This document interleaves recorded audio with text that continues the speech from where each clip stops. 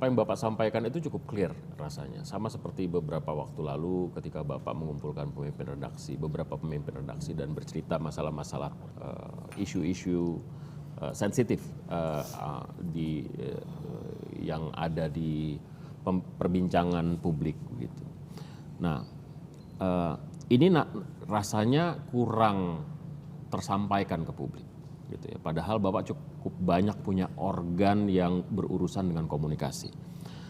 Kita ini tumbuh mengikuti jejaknya Pak Prabowo dalam politik. Rasanya kita semua ini, mulai dari Bapak ikut konvensi Golkar, kemudian mendirikan Gerindra, kemudian maju Megapro, maju dan seterusnya sampai akhirnya Bapak terpilih. Perubahan komunikasi seorang Prabowo Subianto sangat jelas gitu.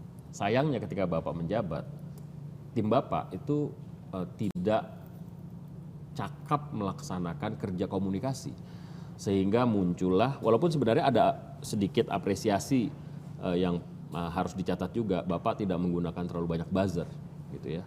Sehingga kata buzzer pun saya juga, apa sih itu buzzer? Pendengung, Pak. Pendengung, orang ya. Di sosial media, Bisa, Pak. di sosial media. Jadi biasanya kalau misalnya mau menghentikan media arus utama untuk mengkritisi, menggunakan buzzer dulu. Tapi kan ada juga robot ya. Iya, bisa. Justru bisa pakai robot. Buzzer tuh ada robot, ada manusia. gitu. Intinya sih itu salah satu apresiasi. Mungkin saya harus pakai buzzer mulai sekarang. Janganlah. Tapi harus ya ini jadi catatan kita bagaimana komunikasi itu buruk dihadirkan, terutama di akhir-akhir ketika media dikirimi bentuk teror ya, dan dijawab oleh salah satu orang yang seharusnya merepresentasi langsung Bapak gitu ya. Ketua kantor komunikasi presiden itu kan representasi langsung Pak Prabowo. Apa yang disampaikannya itu harusnya menjadi persepsi dari seorang presiden. Ya, saya nggak yakin Pak Presiden bilang ya udah kalau misalnya dapat kepala babi dimasak aja gitu. Ini sesuatu yang serius buat kita. Kita sudah berjalan cukup panjang kebebasan demokrasi kita, kebebasan pers kita, dan saya sempat men-challenge Bapak di suatu waktu, apakah kemudian Bapak akan menggunakan gaya-gaya lama gitu ya? Ya nggak mungkin lagi Bapak bilang, karena sekarang ada sosial media dan media sudah berkembang, semua orang punya hak dan menjadi produsen pesan. Gitu. Nah ini apa yang akan Bapak lakukan terhadap ini? Perbaikan Bapak komunikasi. juga sebelumnya juga sudah mengatakan komunikasi kita jelek dalam satu acara terbuka. Saya ingin jawab ya. Benar sekali. Saya akui bahwa 150 hari saya sendiri menurut pendapat saya yang bertanggung jawab, saya yang salah sebetulnya. Kenapa? Karena begitu kita dapat mandat, fokus saya, antusiasme saya, semangat saya adalah bagaimana bisa dengan waktu yang sesingkat-singkatnya deliver. Orang lapar nggak bisa nunggu. Anak-anak yang lapar nggak bisa nunggu. Jadi fokus kita kerja. Mungkin ada yang ngejek ya, tapi saya paham etos. Saya bukan selalu membela Pak Jokowi. Banyak orang yang jelek-jelekin, saya nggak tahu ya. Pasti ada orang baik, ada orang yang tidak baik, ada kekurangan. Tapi etos waktu itu ya, kita ingin kerja, kita ingin buktikan, kita ingin selesaikan. Ada El Nino, ada La Nina, kekeringan, waspada. Nanti gimana? Air, cari air, bikin tim, cari ahli. That was our focus on the first days. Gimana menghemat?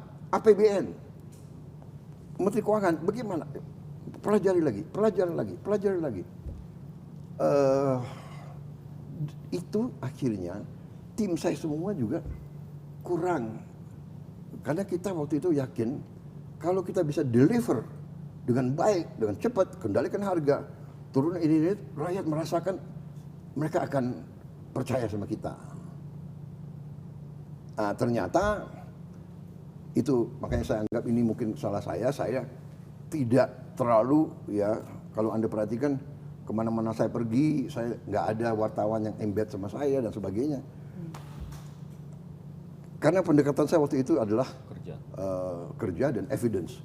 Kalau saya bisa bikin ini, pasti orang menilai dengan objektif. Ternyata tidak seperti itu. Ya. Politik adalah persepsi dan ya kadang-kadang kekuatan-kekuatan tertentu, apapun yang kita buat pasti di narasi tidak baik. Karena itu saya mau perbaiki itu. Masalah apa itu? Komunikasi. Salah ucap. Ya, tim saya kan orang-orang baru dalam pemerintahan. Banyak orang baru dalam pemerintahan. Sebagian menteri-menteri yang senior ada yang dari kabinet lama. Ya. Tapi banyak yang baru. Ya. Jadi mungkin kurang waspada, kurang hati-hati dalam mengucap. Ya. Saya kira itu yang bisa saya jelaskan. Ya, saya belum ketemu sih sebetulnya setelah saya juga kaget ya, masalah kepala babi dan apa ya, itu tikus kirim itu juga saya kira gaya-gaya apa ya, taktik teknik gitu-gitu ya. Bagi saya juga saya nggak terlalu percaya bahwa yang lakukan itu punya sifat-sifat saya ulangi, saya kira yang lakukan itu ingin mengadu domba, ingin menciptakan suasana yang tidak baik. Menurut saya itu, ya. Tapi benar itu ucapan yang menurut saya teledor itu. Ya keliru itu, ya saya kira beliau menyesal. Ya. Tapi ini alasan yang saya bisa kasih adalah mungkin ya karena baru dalam posisi pemerintahan yang selalu disorot. Jadi kadang-kadang orang yang dari dunia perencana atau dunia survei atau dunia akademis muncul di panggung publik kurang cepat menyesuaikan menurut saya. Terima kasih. Saya itu jawaban saya kepada itu. Tapi bahwa komunikasi kurang baik itu sebetulnya saya anggap itu saya yang bersalah karena fokus kita deliver kerja, rakyat nunggu apa keputusan. Pak, ini hutang para petani nelayan, hutang lama dia nggak bisa pinjam lagi, selesaikan, hapus hutang itu. Pak, begini, jadi banyak masalah yang akhirnya harus saya selesaikan. Ya kan, tapi ya kita keluarkan keputusan cepat, kita keluarkan sehingga on the whole saya lihat saya cukup bangga dengan apa yang kita capai dalam 150 hari. Dan saya lihat dan saya yakini dalam 5, 6, 8 bulan ke depan kita akan membuat langkah-langkah fundamental terobosan yang akan memperkokoh ekonomi Indonesia di tengah situasi global yang penuh ketidakpastian, ya. Perang, persaingan, hegemoni yang sangat berbahaya, yang bisa memicu perang dunia ketiga. Ini tidak main-main, benar-benar. Saya pelajari tiap malam, saya lihat, this is very dangerous time. Very dangerous time. Amerika siap mau nyerang Iran, Rusia mengatakan jangan nyerang Iran. Kalau nyerang Iran berhadapan dengan saya, Rusia. What does it mean? Masalah Iran nanti perang dunia ketiga.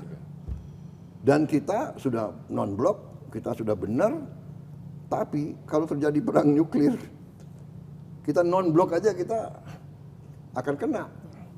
Mungkin yang negara-negara punya nuklir ya, dia matinya lebih cepat.